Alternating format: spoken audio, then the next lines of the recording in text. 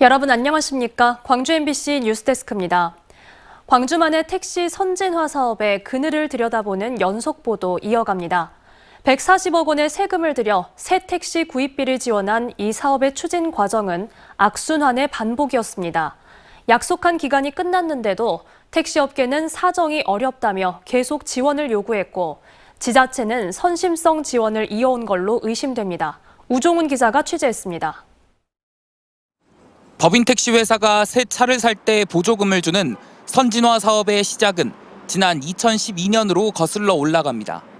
명분은 2015년에 치러질 광주 유대회 성공 개최를 위해 4년 동안 57억 원을 지원해 거리에 깨끗한 택시를 늘리겠다는 것이었습니다. 세계 스포츠 역사상 길이 남는 명품 대회가 되도록 정성을 다해서 준비하겠습니다. 하지만 본래 목적은 민선 5기의 택시 6부제 공약 시행을 위한 협상 전략이었습니다. 택시가 넘쳐 운행 차량을 줄여야 하는데 법인 택시 회사가 경영난을 이유로 반대하니 새 차 구입비를 대당 300만 원씩 주기로 한 겁니다.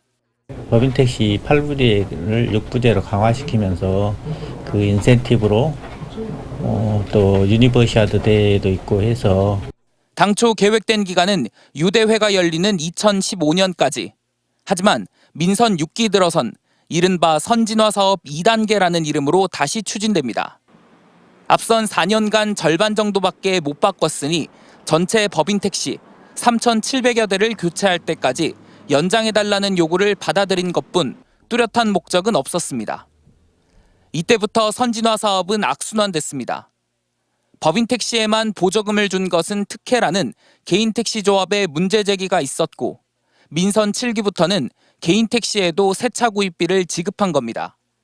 결국 6부제 도입을 근거로 50억여 원을 쓰려 했던 광주시 보조금은 10년 동안 140억여 원까지 늘었습니다. 그때는 또 어떻게 다시 연장이 됐던 거예요? 아니 그것은 이제 어렵다는 것을 알고는 이제 시장님께서 이제 다시 해줬죠. 끝난 줄 알았던 선진화 사업은 재추진될 뻔했습니다. 지난해 강기정 시장을 만난 법인 택시 조합은 새 차 구입 비용을 다시 지원해달라고 요구했는데 이 자리는 심철희 광주시 의원 요청으로 마련됐습니다. 노조는 심철희 시 의원이 관련 상임위도 아닌 데다 지난 2019년까지 법인 택시 회사 대표 등으로 있으며 선진화 사업 혜택을 본 당사자라며 시 의원의 참석에 당시 반발했습니다. 그 자리에 우리가 심철희 의원님 계신지도 몰랐어요. 제3자가 그런 얘기를 하는 그런 부분은 좀 잘못했다고 그런 판단을 하고 있어요. 이에 대해 심 의원은 업계 애로사항을 전하며 의원으로서 민관 협의를 도왔다는 입장입니다. 현장에서의 경험이 객관적인 판단이나 또 정책적 판단을 하는 데 도움이 됐다고 생각하니까 저를 같이 합석하자고 제안을 해주신 것 같아요. 업계 눈치를 봐가며 넘치는 택시를 줄이기보다 숫자를 유지하는 데 힘써온 광주시. 선진화 사업이 진행된 10여 년 동안 승객이 더 편해졌는지 평가할 지표는 마땅치 않은 반면 택시 기사들은 갈수록 상황이 열악해지고 있다며 운전대를 놓고 있습니다. MBC 뉴스 우종훈입니다. 앞서 보신 것처럼 광주시는 지난 10년 동안 택시업계에 140억 원에 이르는 보조금을 지원해 왔습니다만 혈세를 들인 만큼의 효과, 즉 택시 승객을 위한 서비스가 획기적으로 나아졌달지 택시 기사들의 만족도가 높아졌다든지 하는 효과는 있었을까요? 이어서 택시 기사들의 이야기를 김영찬 기자가 들어봤습니다. 광주 지역 택시업계는 광주시와 4,000원이냐 4,600원이냐의 기본요금 삿바 싸움을 벌이고 있지만 정작 택시 기사들은 회의적인 반응입니다. 현재 3,300원에서 4,000원 위로 오르면 서울처럼 승객이 줄고 오히려 산악금이 인상돼 결국은 기사들만 피해를 본다는 겁니다. 19만 원 정도의 산악금이 요금 인상에 따라 더 오를 수 있기 때문입니다. 100원이 올랐나 1,000원이 올라에 따라서 그만큼 회사는 많이 챙기죠. 기사들만 힘들어. 산악금이 과다한 산악금으로 인해서 나 못 하겠다. 그러다 보니까 광주시가 10년 동안 140억 원의 혈세를 들인 선진화 사업에 택시 기사들이 시큰둥한 것도 마찬가지입니다. 140억 원의 보조금이 대부분 새 택시를 교체하는 데 쓰이면서 법인 택시 좋은 일만 시킬 뿐 서비스와 직결된 기사들의 수입과 복지 혜택과는 거리가 멀다는 겁니다. 40년 동안 법인 택시를 보며 생계를 이어온 조동현 씨. 조 씨가 사측으로부터 받는 복지 혜택은 택시 발전 기금 명목으로 받는 월 2만 원 정도가 전부입니다. 특별한 복지를 내세울 만한 감히 엄두를 못 내고 있죠. 항상 우리 택시 근로자들 생활 자체가 손님들이 카드로 계산할 때 부담해야 하는 수수료의 경우 다른 지역은 한 달에 최대 10만 원까지 지원해 주지만 광주는 지원금이 3만 원 안팎에 불과합니다. 광주시가 택시업계를 살리고자 10년 가까이 100억 원 넘게 혈세를 쏟았지만 오히려 사측의 몸집만 키워준 꼴이 됐습니다. 택시 회사의 어떤 사업주들의 배만 불리는 이런 결과가 이루어지고 있다는 점에서 이런 보조금 사업이 정말 적정한 것인가에 대한 근본적인 재검토가 필요하다. 광주시의 허술한 선진화 사업에 드러난 택시업계의 민낯. 이 피해는 고스란히 기사들과 시민들에게 돌아오고 있는 만큼 이를 해결할 수 있는 뚜렷한 해법을 광주시와 택시업계가 내놓아야 할 때입니다. MBC 뉴스 김영창입니다. 코로나 이후 창업 아이템으로 인기를 끈 무인 점포가 범죄의 표적이 되고 있습니다. 24시간 출입문이 열려 있다는 점을 노려 보안이 허술한 시간대에 들어와 현금통을 털어가는 일이 잇따르고 있는데요. 업주들은 이미 무법지대가 돼버린 무인 점포를 열 수도 닫을 수도 없는 곤란한 상황에 빠졌습니다. 임지은 기자의 보도입니다. 아무도 다니지 않는 새벽 시간 골목길. 검은 모자와 마스크를 쓴 남녀 2명이 주변을 두리번거립니다. 한 명이 가게 밖 망을 보는 사이 나머지 한 명이 절단기로 현금이 들어있는 기계의 자물쇠를 잘랐습니다. 범인은 사람이 없는 시간대를 노려 잠겨있지 않은 점포의 문을 그대로 열고 들어가 범행을 저질렀습니다. 코로나 끝나고 나서 이제 경기까지 침체된 상황에서 이렇게 도둑까지 들어가지고 기계도 훼손되고 돈은 돈대로 잃어버리고 해서 좀 참담한 심정입니다. 같은 날 같은 시각 광주 동구의 한 무인 점포에서도 40대 남성이 현금 교환기를 태연하게 뜯어낸 뒤 380여만 원을 훔쳐 달아나는 등 무인 점포를 상대로 한 절도 범죄가 잇따르고 있습니다.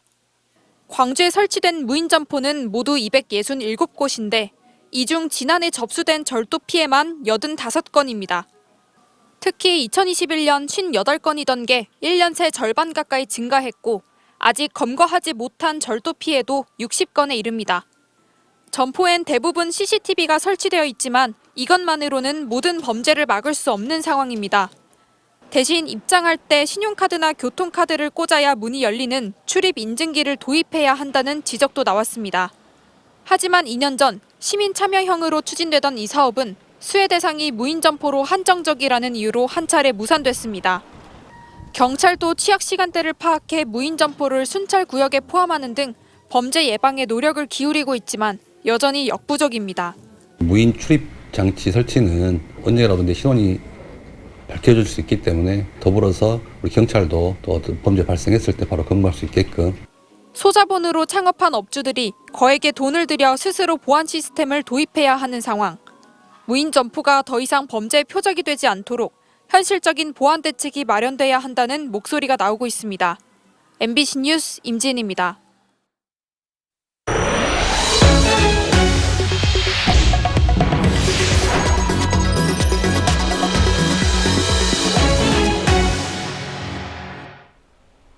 겨울을 나고 남도 곳곳에 봄 기운이 완연한데요.